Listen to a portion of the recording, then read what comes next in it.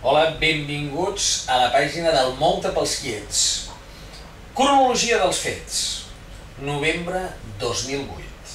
Surt publicat un llibre que es diu Quiets. Parla de mon fill Lluís i els que són com ell, els quiets, nens pluridiscapacitats que sovint ens els defineixen per allò que no saben fer, però que també saben fer unes quantes coses. 14 de juny de 2009. Els quiets se'n van a l'auditori, un concert benèfic amb tot un seguit d'artistes de primera línia al costat d'ells, a l'escena, fent visibles els que fins llavors eren prou invisibles. Ara som al 2010 i continuem movent-nos pels quiets. Si et passeges per aquesta web, veuràs com. No ens deixarem mai de moure.